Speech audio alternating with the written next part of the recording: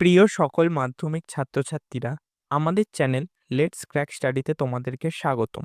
মাধ্যমিক রেজাল্টের পর এখন সমস্ত মাধ্যমিক ছাত্রছাত্রীদের মনের মধ্যে একটি প্রশ্ন থাকছে যে মাধ্যমিকে ন্যূনতম কত নাম্বার হলে নবান্ন স্কলারশিপ পাওয়া যাবে।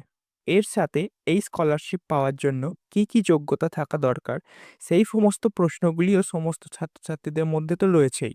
তো এই ভিডিওর মাধ্যমে আমরা এই স্কলারশিপ নিয়ে সমস্ত প্রশ্নের উত্তর তোমাদের কাছে তুলে ধরব। প্রত্যেকটি প্রশ্নের উত্তর খুবই গুরুত্বপূর্ণ, তবে তার মধ্যে ৫ ও ৬ নম্বর ক্রাইটেরিয়া যেটা হবে সে দুটি খুবই গুরুত্বপূর্ণ।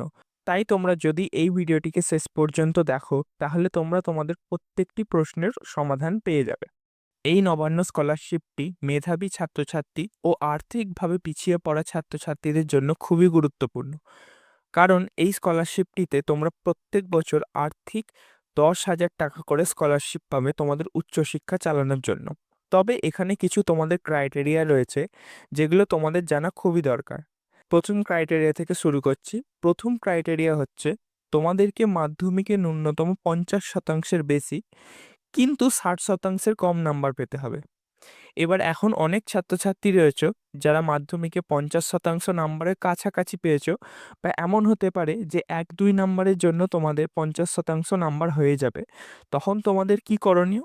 তখন তোমরা যত তাড়াতাড়ি সম্ভব তোমাদের স্কুলের প্রধান শিক্ষকের কাছে গিয়ে তোমার খাতা চেক করানোর আবেদন করবে, তাহলেই আগের প্রসেসটা তিনি করে দেবেন।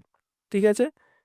দ্বিতীয় ক্রাইটেরিয়া হচ্ছে তোমাদেরকে পশ্চিমবঙ্গের স্থায়ী বাসিন্দা হতে হবে, অর্থাৎ তোমাদের কাছে একটি পশ্চিমবঙ্গের ডোমেসাইল সার্টিফিকেট বা বাসিন্দা সার্টিফিকেট থাকতে হবে।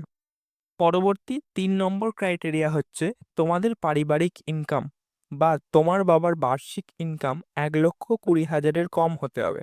সেটার জন্য তোমরা তোমাদের কাছাকাছি পঞ্চায়েত বা মিউনিসিপ্যাল অফিস থেকে ইনকাম সার্টিফিকেট আবেদন করলেই পেয়ে যাবে।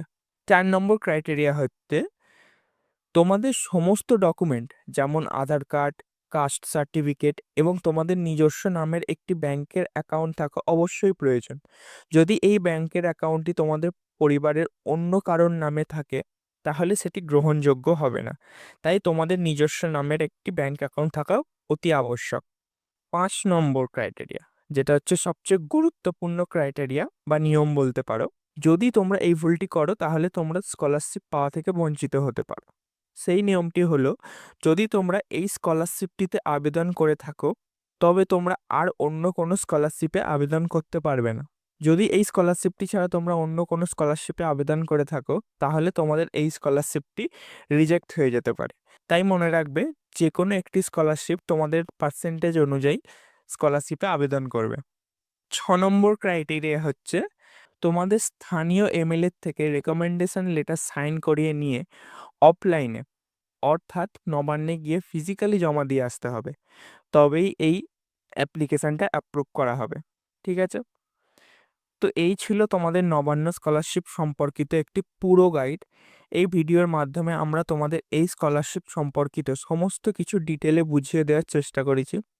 ভিডিওটি ভালো লাগলে চ্যানেলটিকে অবশ্যই সাবস্ক্রাইব করবে এবং ভিডিওটিতে একটি লাইক করে দেবে।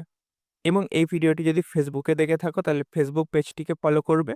এর সাথে এই ভিডিওটিকে তোমরা তোমাদের বন্ধুদের সাথে শেয়ার করে দেবে, যাতে এই ভিডিওটি তাদের কাছে পৌঁছে যায়। এবং এই নবান্ন স্কলারশিপের সাথে সাথে আমরা স্বামী বিবেকানন্দ স্কলারশিপ সম্পর্কিতও ভিডিও বানিয়েছি। সেই ভিডিওর একটি প্লেলিস্ট বা লিঙ্ক এই ভিডিওর ডেসক্রিপশানে আমরা দিয়ে দেবো, তোমরা ওখান থেকে দেখে নিতে পারবে। তোমাদের মধ্যে যাদের পার্সেন্টেজ একটু বেশি আছে তারা সেই স্কলারশিপে আবেদন করতে পারবে, যারা একটু কম পার্সেন্টেজ আছে তারা নবান্ন স্কলারশিপে করতে পারবে। এছাড়াও আমরা একটা সেপারেট ভিডিও আনবো যেখানে আমরা বলবো যে মাধ্যমিক দেওয়ার পর বা মাধ্যমিকের নাম্বার দিয়ে তোমরা কোন কোন রকমের স্কলারশিপে আবেদন করতে পারবে। তাই সেই ভিডিওটি পাওয়ার জন্য চ্যানেলটিকে সাবস্ক্রাইব অবশ্যই করে দেবে। দেখা হচ্ছে পরবর্তী ভিডিওতে।